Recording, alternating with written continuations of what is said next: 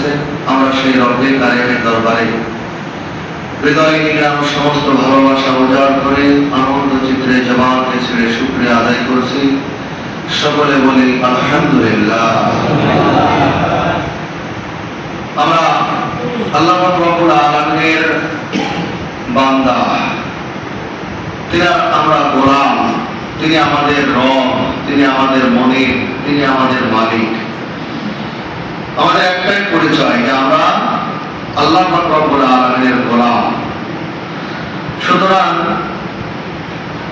মানুষ একমাত্র আল্লাহ তাআলারই গোলামি হতে পারে। অনেক সময় আমরা বলে থাকি যে মানুষ অভ্যাসের দাস, এটা বলাও জায়েজ নাই। দাস মানে সেই অর্থে গোলামের কথা বলা হয়েছে, তাই অভ্যাসের দাস, অভ্যাসের গোলাম এটা বলাও জায়েজ নাই। কেন? মানুষ একমাত্র দাস বা গোলাম হবে আল্লাহ পাক রব্বুল আলামিন। তাই আমার এক শিক্ষক একদিন বলেছিলেন যে কথাটা ওইভাবে না বলে বলতে হবে অভ্যাস মানুষের গোলাম অথবা অভ্যাস মানুষের দাস। মানুষ কখনো অভ্যাসের দাস হতে পারে না, এটা জায়েজই হবে না বলা হয়। মানুষ কেন অভ্যাসের দাস হবে? বরং মানুষ অভ্যাসকে যেরকম ভাবে চালাবে সেই রকম ভাবেই চলবে। আপনি যেই রকমটা অভ্যাস করবেন সেরকম ভাবেই হবে। আপনি যদি ইচ্ছা করেন ফজরের সময় ফজরের সালাত আদায় করতে আসবো না, আমি ঘুমাবো, তাহলে আপনি এটাও করতে পারবেন। তাহলে কিন্তু আপনি সেই অভ্যাসের কাছে হেরে গেলেন, অভ্যাসের কাছে আপনি নিজেকে শেষ করে দিলেন। কিন্তু যদি বলেন যে না, অভ্যাসকেই আমার আয়ত্তে রাখবো, আমার গোলামের মধ্যে রাখবো, আপনি যখন লাফ দিয়ে উঠে ফজরের সালাত আদায় করার জন্য পবিত্রতা অর্জন করতে প্রস্তুত হবেন, দেখবেন অভ্যাস আপনার কাছ থেকে চলে গেছে, বিদায় গিয়েছে। যে ঘুমের যে একটা অভ্যাস, অলসতার যে একটা অভ্যাস, এটা আপনার কাছ থেকে দূর হয়ে গিয়েছে। সুতরাং মানুষ একমাত্র আল্লাহ তাআলার গোলাম, আল্লাহ তাআলার দাস, অন্য কারো গোলাম হতে পারে না। কোন কোন বর্ণনা এসেছে রাসূলের গোলামও বলা যাবে না, খাদেম বলা যায়। খাদেম এক জিনিস, গোলাম কিন্তু আর এক জিনিস। গোলাম বলা হয়েছে যে তার মনিব যা চাবে সেরকম ভাবেই তাকে চলতে হবে, এটাই হচ্ছে গোলামি করা। যেমন আল্লাহ পাক রব্বুল আলামিন যেই রকমটা চান, আমি আপনি নিজেকে যখন গোলাম বলে স্বীকার করি সেই রকম ভাবে আমাদের চলতে হবে। ওখানে কোনো কৈফিয়ত চলবে না, কোনো প্রশ্ন দাঁড় করানো যাবে না। আল্লাহ যেইটা মানতে বলেছেন সেটা মানতেই হবে, যেটা থেকে নিষেধ করেছেন সেটা থেকে দূরে থাকতে হবে। কিন্তু পৃথিবীর অন্য কোন মানুষ যেইটা বলবে সেইটাই মানতে হবে এরকমটা কিন্তু নয়। একমাত্র আল্লাহ যেটা বলেছেন সেইটা আমাদেরকে মানতেই হবে, আর সেটার মধ্যেই গোলামি। এজন্যই আমরা যারা অভ্যাসে পরিণত হয়ে গেছি, সালাত বাদ দিয়ে, ইবাদত বাদ দিয়ে অহেতুক সময়গুলোকে নষ্ট করার মঞ্চে অতিবাহিত করা, এই অভ্যাস থেকে আমাদের ফিরে আসতে হবে। যখনই সালাতের জন্য আহ্বান করা হবে, দুনিয়ার সমস্ত ক্রয় বিক্রয়, ব্যবসা বাণিজ্য সব কিছুকে পিছনে ফেলে আল্লাহর দিকে ধাবিত হয়ে যেতে হবে। বলে সুবহানাল্লাহ। আল্লাহ পাক রব্বুল আলামিন সূরাতুল জুমার মধ্যে সেই কথাটি সুস্পষ্ট করে ঘোষণা করে গোটা পৃথিবীর মানব মণ্ডলীকে জানিয়ে দিয়ে বলতেছেন, ইয়া আইয়ুহাল্লাযীনা আমানু ইযা নুদিয়া লিস-সালাতি মিন ইয়াউমিল জুমআতি ফাসআউ ইলা যিকরিল্লাহ। ওহে ঈমানদারগণ, যারা নিজেরা ঈমানদার বলে নিজেকে পরিচয় দাও, ইমানদার বলে নিজেকে সাব্যস্ত করো।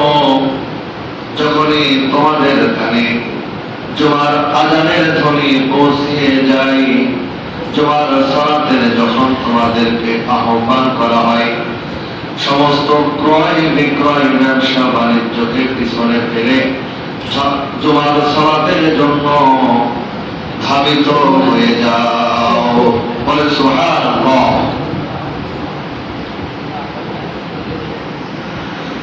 সেই আল্লাহ পাক রব্বুল আলামিনের নামের ধ্বনি যখনই আমাদের কর্ণগহ্বরে পৌঁছে যায়, যখনই আমরা শুনতে পাই আল্লাহু আকবার, যারা ইমানদার নিজেকে মুসলমান বলে দাবি করি, একটা সেকেন্ডের জন্য আর স্থির থাকতে পারি না, বসে থাকতে পারি না।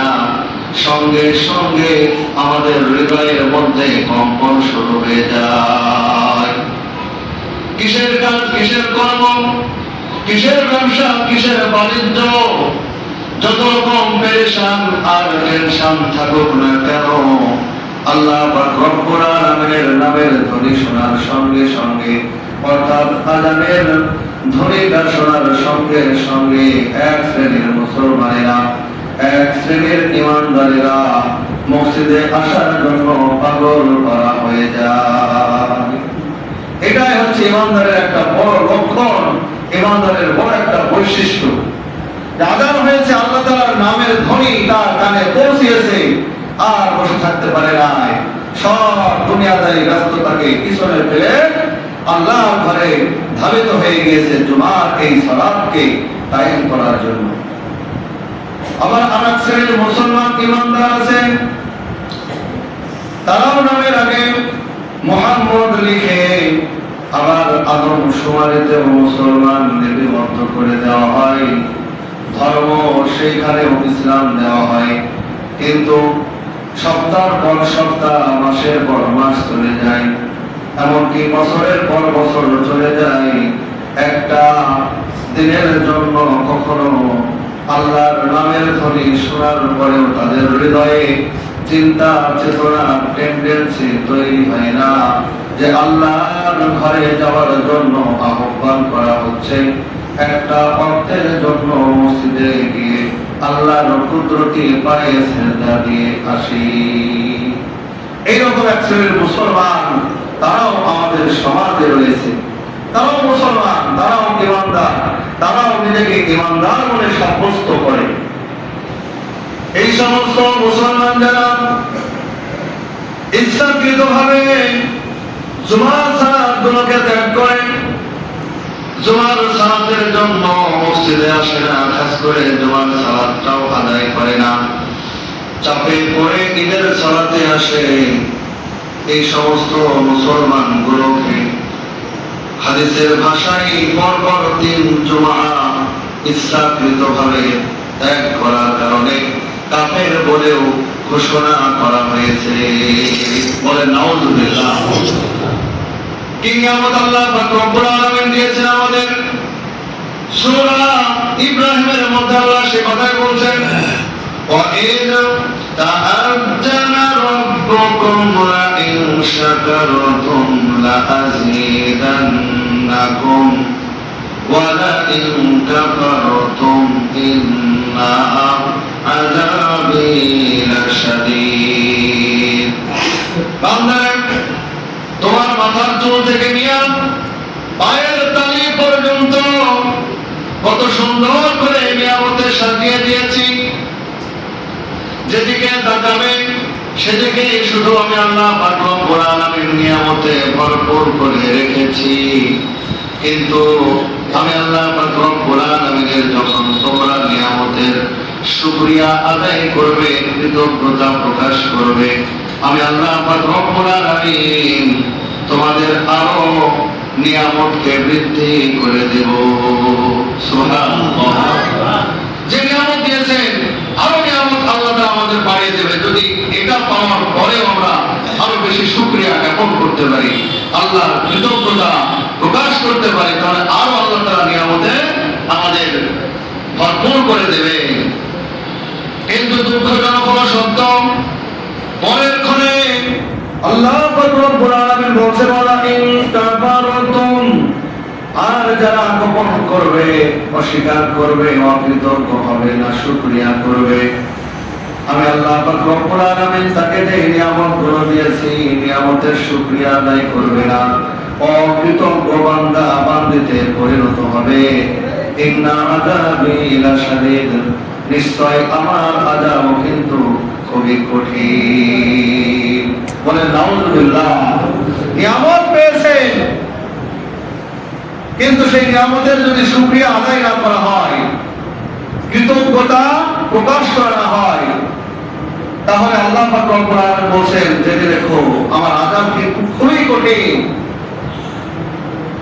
চক্ষু দিয়েছেন, সময়টা দিয়েছেন, সুস্থতা দান করেছেন, এই পায়ে ক্ষমতা দিয়েছেন, হাতে ক্ষমতা দিয়েছেন, মাথায় ক্ষমতা দিয়েছেন, অঙ্গ প্রত্যঙ্গে চলাফেরা করার মতো ক্ষমতা যিনি দিয়েছেন, সেই আল্লাহ পাক রব্বুল আলামিনের যদি শুকরগুজার হতে না পারি, যখন আমার আপনার কাছ থেকে এই দেহ থেকে শরীর থেকে যখন এই নিয়ামতগুলোকে ছিনিয়ে নেওয়া হবে, তখন হাজার চেষ্টা করার পরেও আর মসজিদে আসার ক্ষমতা থাকবে না। এখন শরীরে ক্ষমতা আছে, চক্ষু দিয়ে দেখে দেখে আসতে পারা যাবে, পায়ে ক্ষমতা আছে, পা দিয়ে হেঁটে হেঁটে মসজিদে আসা যাবে, শরীরে মাজায় শক্ত জোর আছে, দাঁড়িয়ে দাঁড়িয়ে সালাতুল আদায় করা যাবে। কিন্তু যখন এই অশুকরিয়া অকৃতজ্ঞতা বান্দা হতে হতে এক পর্যায়ে যখন আমার আপনার এই ক্ষমতাগুলো শেষ হয়ে যাবে, ওই নামধারী মুসলমানদের ক্ষমতা জোর যখন শেষ হয়ে যাবে, তখন মনে চাইবে কিন্তু ইচ্ছা থাকলেও উপায় হবে না। হাজার মন চাবে যে আমার মন চায় একটু মসজিদে গিয়ে 2 রাকাত সালাত আদায় করি, কিন্তু আর পারবেন না। তখন এই কথাগুলো মনে পড়বে যে একসময় কত মানুষ দেখেছে, বারংবার মসজিদে আযান হয়েছে, কত তাবলীগ জামাত এসে কত রকম ভাবে আমাদেরকে আহ্বান করেছে। একটা ওয়াক্তের জন্য মসজিদে জায়গায় এ যখন বিছানাতে শুয়ে কতরাচ্ছি, মন যাচ্ছে একটু গিয়ে মসজিদে 2 রাকাত সালাত আদায় করে আমার এই মনের তৃপ্তিটা একটু মিটিয়ে আসি, কিন্তু আর হবে না। এই জন্য আল্লাহ বলছেন ওয়াইন কাফারতুম, যখনই তোমরা অকৃতজ্ঞ হবে, না শুকরিয়া করবে, শুকরগুজার বান্দা হবে না, জেনে রেখো আমি আল্লাহ পাক রব্বুল আলামিনের আযাবটা কিন্তু খুবই কঠিন। আমি যখন আযাব তোমাদের দেব, তখন ওই আযাব থেকে বাঁচানোর কারো ক্ষমতা থাকবে না। আযাব যখন আসবে তখন কেউ তোমাদের বাঁচাইতে পারবে না। এই জন্য যে নিয়ামত আমাকে আপনাকে দেওয়া হয়েছে, কত সুন্দর একটা পৃথিবী আমরা পেয়েছি, কত সুন্দর সভ্যতার সমাজ একটা আমরা পেয়েছি, তারপরে যদি আমরা এই নিয়ামতের শুকরগুজার বান্দা না হতে পারি, তাহলে আমাদের কাছে বিপদ তো আসবেই, আমাদের কাছে গজব তো আসবেই যদি আমরা অকৃতজ্ঞ বান্দা হই।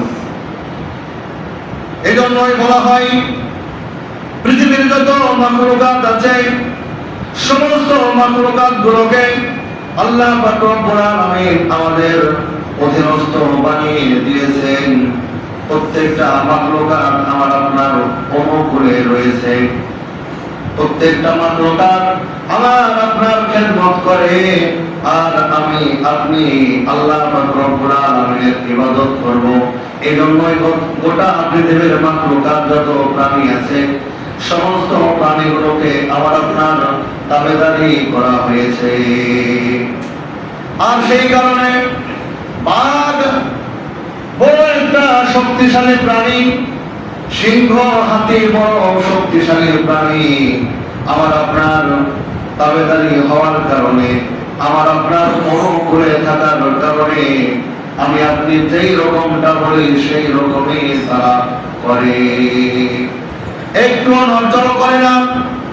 ছোট্ট একটা মানুষ বড় একটা হাতির পিঠের উপরে চড়ে ডানে ঘুরতে বললে ডানে ঘুরে, বামে ঘুরতে বললে বামে ঘুরে, সামনে চলতে বললে সামনে চলে, থামতে বললে থামতে বললে থেমে যায়। কত সুন্দর ভাবে আমার আপনার সেই পশু, সেই বড় জন্তুটাও কথা শুনে। আমার আপনার যেই বন্য প্রাণীগুলো, যেই পাখিগুলোকে আমি আপনি ছেড়ে দিই, আবার যখন আমি আপনি আয় আয় করে দু একবার ডাক দিই, সঙ্গে সঙ্গে বাসায় ফিরে আসে। তার প্রমাণ হলো কবিতর। আকাশে উড়ে যায়, আসমানে উড়তে থাকে, উপরে উড়তে থাকে। যখন মালিক তার বাড়ি থেকে ডাক দেয়, ঠিকই তার মালিকের বাড়িতে চলে আসে। সারাদিন আসতে না পারলেও যখনই সন্ধ্যা ঘনিয়ে আসে, কবিতর পাখিটাও তার মালিকের বাড়িটা ঠিকই চিনতে পারে। গরু খুলে যায়, ঘন্টার পর ঘন্টা ছুটে দৌড়ে পালায়, আবার এক সময় ঠিকই তার মালিকের বাড়ি চিনে চিনে ঠিকই চলে আসে। ছাগলটাও তার মালিকের বাড়িতে চলে আসে, মুরগিটাও তার মালিকের বাড়িতে সারাদিন পরে ঠিকই চলে আসে। কিন্তু আমাদের মধ্যে এমন কিছু অকৃতজ্ঞ বান্দা রয়েছে, যারা তার মালিকের ডাকে সাড়া দেয় না, তার মালিকের বাড়িটা একটা দিনের জন্য হলেও চিনতে চায় না। মুরগি, ছাগল, গরু, পশু যা কিছু আছে তার মালিককে ঠিকই চেনে, তার মালিকের বাড়িতে দিন শেষে ঠিকই আসে। কিন্তু আমি আপনি আশরাফুল মাখলুকাত, যে উদ্দেশ্যে আল্লাহ তাআলা আমাকে আপনাকে সৃষ্টি করেছেন, সেই আল্লাহর ডাকে একটা বারের জন্য আসতে মন চাই না, একটা ওয়াক্তের জন্য সেই মালিকের ঘরে, মালিকের বাড়িতে আমার আপনার আসতে মন চাই না। তাহলে কত বড় অকৃতজ্ঞ বান্দাই এই মানুষ পরিণত হয়ে রয়েছে। তাই আল্লাহ পাক রব্বুল আলামিন কুরআনুল কারীমের সূরা আদিয়াতের মধ্যে স্পষ্ট করে ঘোষণা করে এই অকৃতজ্ঞ মানুষের বর্ণনা দিয়েছেন। তিনি বলতেছেন, ওয়াল আদিয়াতি দবহা ফাল মুরিয়াতি কদহা ফাল মুগীরাতি সুবহা ফাআসরনা বিহি নাকা ফাওয়াসাতনা বিহি জামআ। ঊর্ধ্বগামী ঘোড়া সম্পর্কে 5টি আল্লাহ পাক রব্বুল আলামিন সূরা আদিয়াতের প্রথম 5টি আয়াত নাযিল করে দিলেন। ঘোড়ার যে বৈশিষ্ট্য সেগুলো গোটা পৃথিবীর মানব মণ্ডলীকে জানালেন।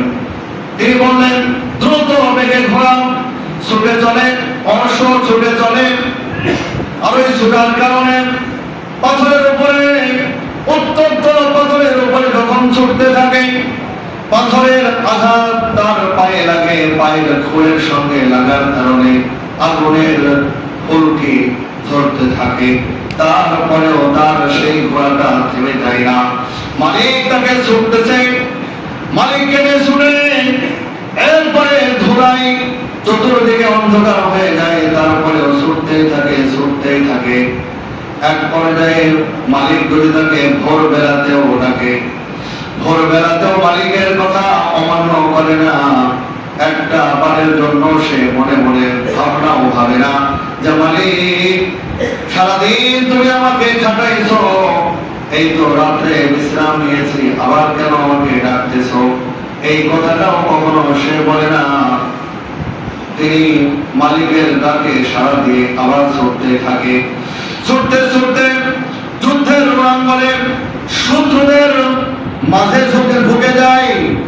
জামাতবদ্ধ, দলবদ্ধ যত শত্রু সামনে থাকুক না কেন,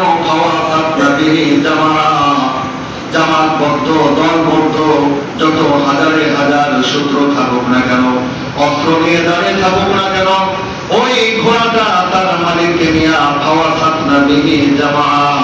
ওই দলের মধ্যে ঢুকে পড়ে যায়। সুবহানাল্লাহ।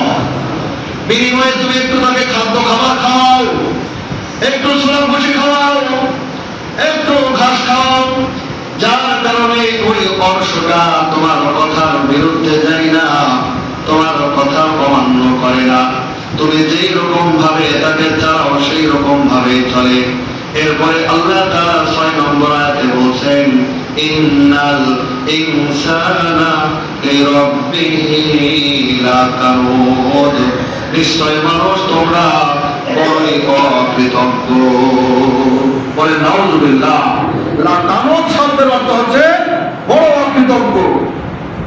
যে মানুষের থেকে বড় ভালো জিনিস আর নেই, আশরাফুল মাখলুকাত, ওই মানুষকে আল্লাহ পাক রব্বুল আলামিন বলেন ইন্নাল ইনসান লিরাব্বিহি লাকানুদ, নিশ্চয় মানুষ তার রবের বড়ই অকৃতজ্ঞ। তার প্রমাণ দেখুন না, এত বড় একটা মহল্লা, কত বড় অকৃতজ্ঞ বান্দা, যে জুমার সালাত তার উপরে ফরজ, ফরজে আইন, কিন্তু আসে নাই। যদি আসতো তাহলে ঈদের মাঠে যেমন পরিপূর্ণ লোক হতো, ওই রকম শত শত মানুষ এই মসজিদে জায়গা দিতে পারত না, ঈদগাহ পর্যন্ত চলে যেত সবাই। এই জন্য অকৃতজ্ঞ বান্দা যদি হন বা সমাজের কেউ যদি হয়, না শুকরিয়া যদি করে, যে সময়টা আল্লাহ দিয়েছে এটা কিন্তু বড় নিয়ামত, সময়টা বড় নিয়ামত। এই সময়টা পাওয়ার জন্য গোটা পৃথিবীর মানুষ সবাই পাগল করা, একটা সেকেন্ড বাঁচার জন্য ধন সম্পদ সবকিছু ত্যাগ করতে পারে একটু বাঁচার জন্য, একটু সময় পাওয়ার জন্য। তাহলে বোঝা গেল এই সময়টা কিন্তু আল্লাহ তাআলা আমাদেরকে দিয়েছেন।